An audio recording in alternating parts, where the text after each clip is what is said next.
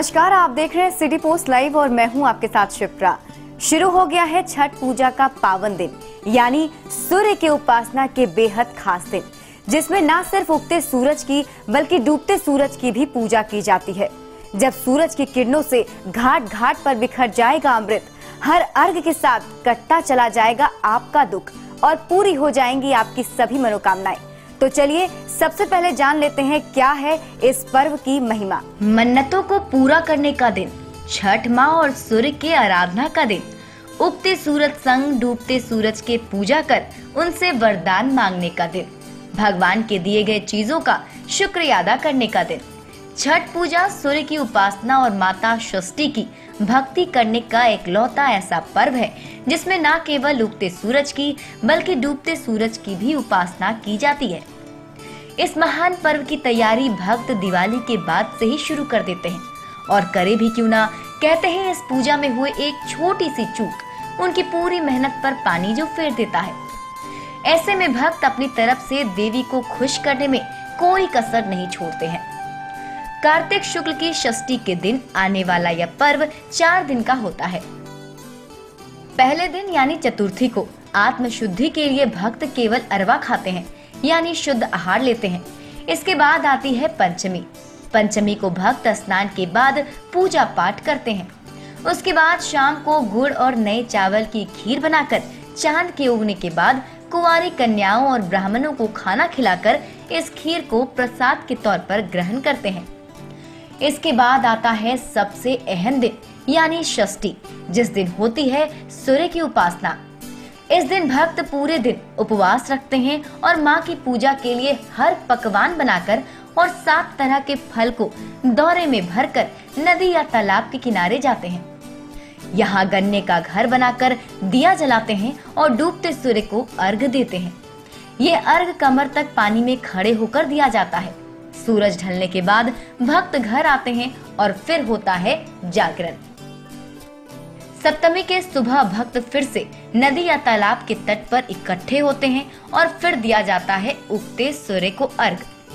अंकुरित चने हाथ में लेकर माँ षष्ठी की कथा सुनते हैं और उसके बाद प्रसाद वितरण किया जाता है।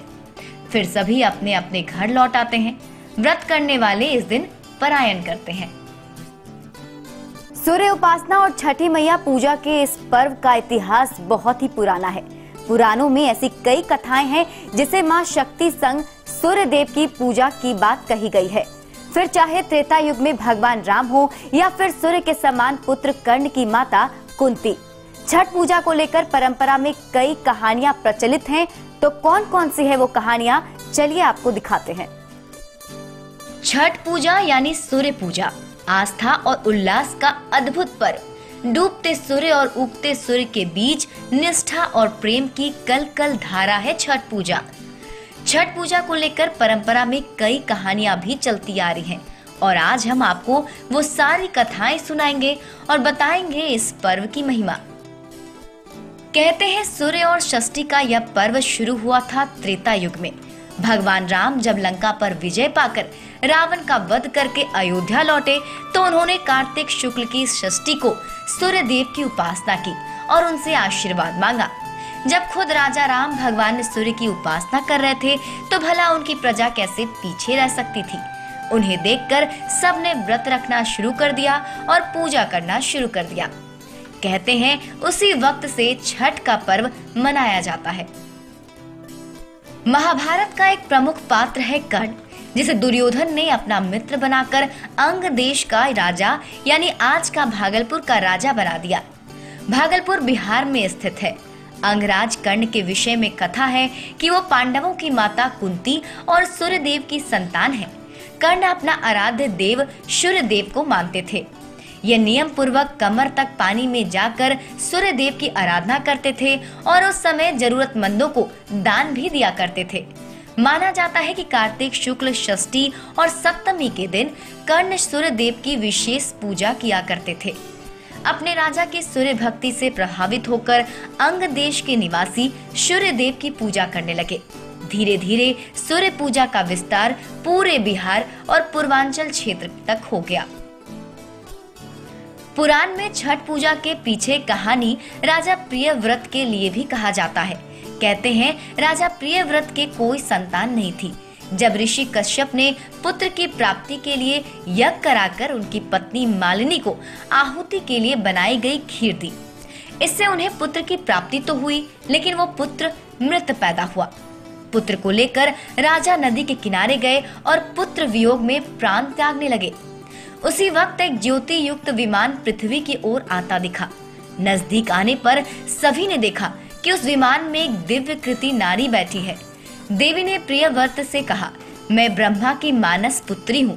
संतान प्राप्ति की इच्छा रखने वालों को संतान प्रदान करती हूँ। देवी ने मृत बालक के शरीर का स्पर्श किया और बालक जीवित हो उठा। महाराज प्रियव्रत ने अनेक प्रकार से देवी की स्तुति की। देवी ने कहा कि आप ऐसी व्यवस्था करें कि पृथ्वी पर सदा हमारी पूजा हो। राजा ने अपने राज्य में छठ व्रत की शुरुआत की। 4 दिनों तक चलने वाले इस पर्व में गलती की कोई गुंजाइश नहीं होती। वैसे तो हर पर्व में ही स्वच्छता और शुद्धता पर विशेष ध्यान दिया जाता है, पर छठ के संबंध में ऐसी धारणा है कि अगर किसी ने गलती से कोई भूल कर दी या अनजाने में कोई गलती कर दी तो उसका दंड उसे भुगतना पड़ सकता है। 4 दिनों तक मनाए जाने वाले इस व्रत में व्रती लगातार 36 घंटे तक का व्रत रखते हैं और ऋषि मुनियों की तपस्या की तरह वो इस पर्व के सभी नियमों का पालन करते हैं। वैसे तो हर पर्व में ही स्वच्छता और शुद्धता पर ध्यान दिया जाता है, लेकिन छठ के संबंध में ऐसी भावना है कि किसी ने यदि भूल से या अनजाने में कोई गलती कर दी तो कठोर दंड भुगतना पड़ता है।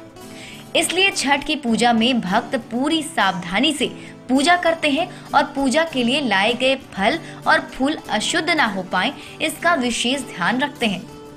इसकी शुरुआत नहाय खाए से होती है। पूजन सामग्री किसी कारण से जूठी ना हो, इस कारण पूजन सामग्री को रखने के लिए घर की साफ सफाई की जाती है।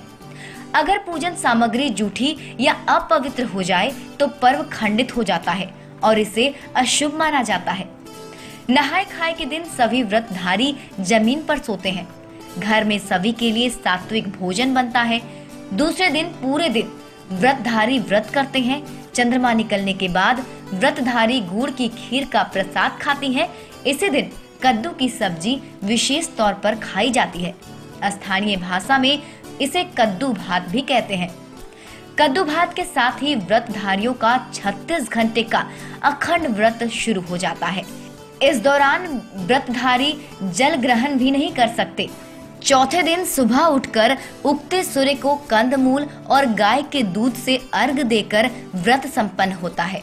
व्रत संपन्न होने के बाद प्रसाद खाते हैं और उसके बाद अन्न ग्रहण करते हैं। सूर्य उपासना का मुख्य रूप से पति और पुत्र की लंबी उम्र के साथ साथ सुख समृद्धि के लिए किया जाता है। यह पर्व विभिन्न प्रदेशों यहाँ तक कि दूसरे देशों में रहने वाले लोग भी हर्षोल्लास के साथ इस पर्व को मनाते हैं, जिससे यह पर्व धीरे धीरे दूसरे राज्यों में भी लोकप्रिय हो रहा है। लेकिन चाहे कोई भी जगह हो, भक्त छठ पूजा के नियमों का नियम पूर्वक पालन करते हैं। छठ पूजा को लेकर ये थी हमारी खास पेशकश। उम्मीद है आपको पसंद आया होगा। इसी के साथ मुझे दीजिए इजाजत। जानकारी के लिए आप लॉगिन कीजिए citypostlive.com और हाँ, हैप्पी छठ पूजा।